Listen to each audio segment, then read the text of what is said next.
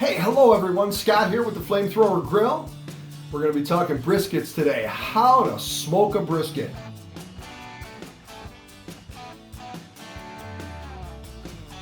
Yeah, it's probably the most popular question we hear, hands down.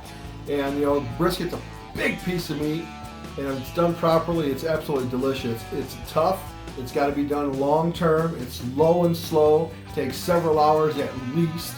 Most of the time I'm around 10, 11 hours, give or take, on these, so it's a full day project.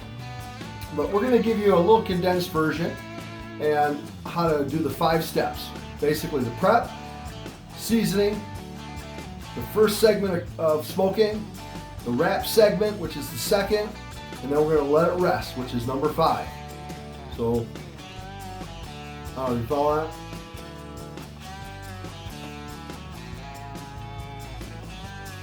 Yeah, so we're going to go through the 5 steps. The first step is preparing the brisket, trimming the fat, that type of thing. Second step, seasoning, okay, and putting that rub on. Third step, let's get it in the smoker, do the first segment of the smoke in the grill. That usually takes 3, 4, 5 hours. And we're going to go ahead and wrap it. Once we hit a certain temperature, we're going to cook it the rest of the way. We're going to pull it off, let it rest, cut it, and serve. All right, so those are the 5 steps. We're going to get to that right now, and let's do that. So those are 5 steps. Let's get to it, see how this is done.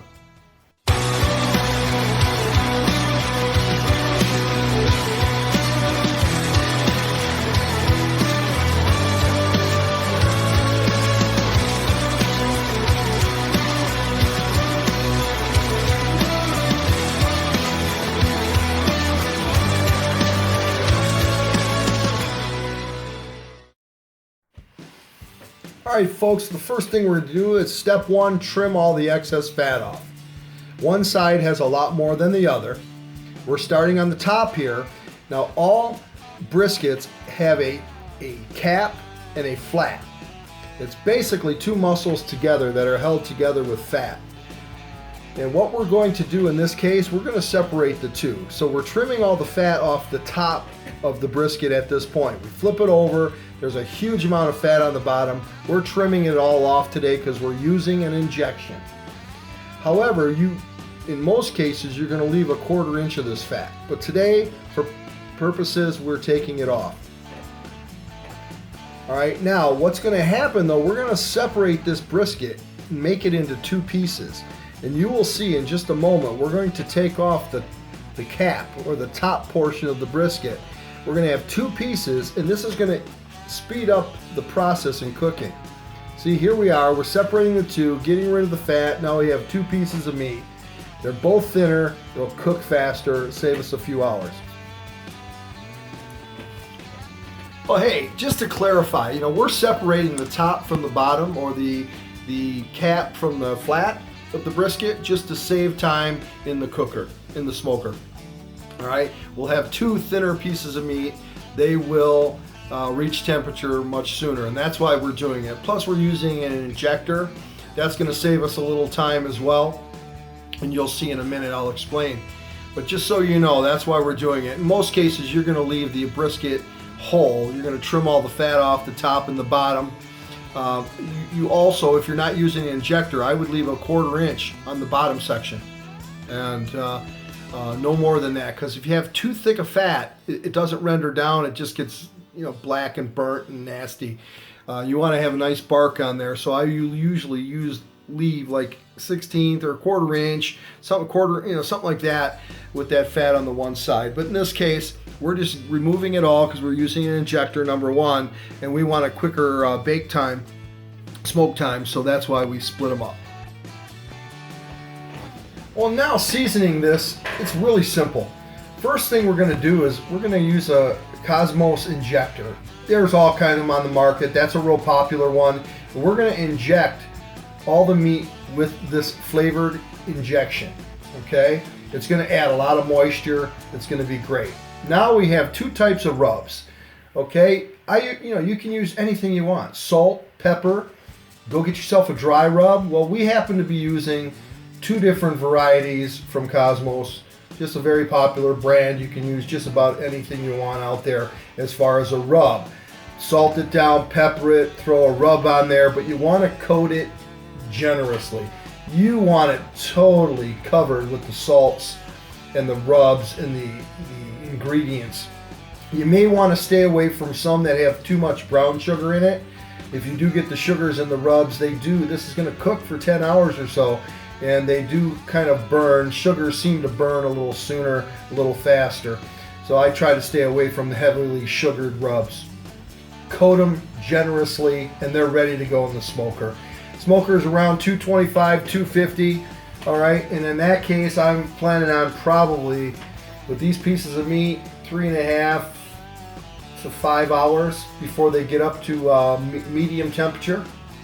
All right, and we're gonna go ahead and put them in there. And a little technique I learned was to scrunch the meat up, tighten it up, push it together rather than spread it out. You want to push it together more, ball it up a little bit.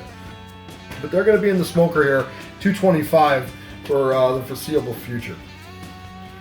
Once they get to 150, 160 degrees internal, okay, I know it says 140, 150, but these we're doing a little bit sooner, the 140 to 150, because they're thinner. But look at that. Doesn't that look great? But we're going to go ahead, and once it gets 150 degrees, give or take, we're going to wrap them. And here's what we're going to do. We're using tin foil. You can use butcher paper, but in this case, since we have injector in there, what we're going to do is we're going to go ahead and make a tin foil boat here. We've got a couple pieces on the bottom. We got one layer on top, and we're going to fold this up so it's tight and it holds moisture. We don't want any of the moisture coming out of the meat and escaping. But here's what we're going to do. We're going to take some of that injector and add some water to it, and we're going to pour it down in there just a little bit. And I don't know what that would be, a half a cup, quarter cup. It's not a lot, but just enough to cover the bottom and keep moisture in there. This is the same injection we've used, and we just added some water to it. You could use chicken broth or beef broth, that kind of thing if you like. Help keep it moister, but just wrapping it alone is going to keep it moist. But once again, we thinned out the brisket by putting it in 2. So they do dry out, in this case, a little easier. So now here's the top half. Doesn't that look fantastic? So we're going to go ahead and get this wrapped up as well and add in some of that injector broth. And we're going to probably let it go another few hours. Alright, so same thing, wrap this up so it's tight, holds the liquid, holds all the moisture in. And we'll add a little bit more of that broth to the bottom of it and get it back into the smoker for another few hours. And we're going to periodically be checking the temperature on this. We're now right around that 150 degree mark. So time to wrap. If you've got the full brisket, you can go up to 160 degrees before you wrap. Alright, once we have it all sealed up and we've got the injector in the bottom of this tin foil, we're going to get it back in the smoker. We raised it up to about 275 to 300 degrees, so we did kick it up about another 25 degrees or so. 275, 300 in there for the next couple hours. Now we're going to check temperature internal. We want about 210 on these, okay? Once they hit 210, they're ready to come off. I will say, if you're doing the full brisket, I would stop at about 205, and I'll tell you why in a second. But since these are sitting in the juices, okay, what we need to do is firm up the bark a little bit, okay? These things are soaking wet, sitting in their juices and sitting in that marinade, that injector we put in the bottom there. So we want to pull these out. You can see they're just dripping, soaking wet. We're going to throw them back in the smoker for another 20-30 minutes or so. We're going to let them dry up, let that bark kind of firm up and set a little bit better, okay? All right. Okay, so now that these are done and they're all dried up, the bark's firmed up, we need to let them rest for about 20 to 30 minutes. And then we're going to slice them across the grain. You have to go across the grain. and I'll give you a couple of lessons on that in a second. But we're in a hurry to serve these, so keep that in mind. We brought them out, let them sit 15-20 minutes resting, and then we started cutting because we have to serve them. All right, and you can see it's beautiful, moist, just delicious. All right, we saved a lot of time taking the top off the flat, and there you go.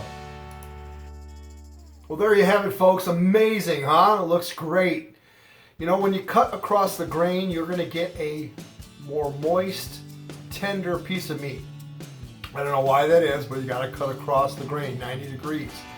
So what I do to help me out is I make a slice in the flat end, the thinner end of the brisket towards the end. I'll see the grain running down, and then I'll make a slice 90 degrees across that grain and leave it in the meat. So when it's cooked and it's all brown and black after 10 hours of in the smoker, you're not going to be able to see the grain.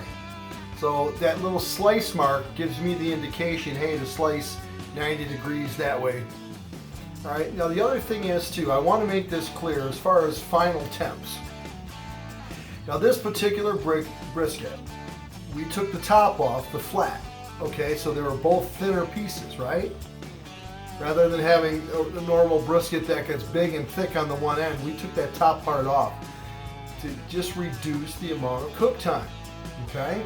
But we also had to reduce the amount of rest time. So we brought that temperature up to 210, 212 before we brought it out to rest, but we only let it rest like 15-20 minutes, okay? Normally with the full brisket, I'm gonna bring it up to about 205. Sometimes I like to even stop sooner than that, and I will then wrap it in towels and put it in the cooler, or just leave it in the towels to rest it for about 45 minutes. You can even go an hour, and that internal temperature is going to keep going up. But the whole point of resting the brisket is to let it cool down and let the juices seep back into the meat, because when you're cooking and it's in the smoker or on the grill or in your oven or on a pan, the juices go to the outer edge of the beef. They're sucked out, so to speak. And when you let it rest, they seep back in as it settles down. So if I'm doing the full brisket, 200, 205, I'm done. And I let it sit and rest for 45 minutes. With this particular one, being that they were thinner and we split it in half, we went up a little hotter to 210, let it rest for about 15 minutes, sliced it, and served it. Usually I let it rest 45 minutes or so before I slice into it, just so you know. Now, if you need more in-depth, you want to have a little more examples on each step of the way, I have another video. It's linked in the description. You can also find it on my YouTube channel, Flamethrower Grill, or on Facebook. I have Flamethrower Grill, flamethrowergrill.com. You can find it anywhere, but it's in the description if you want to watch that video. It's about 25 minutes long.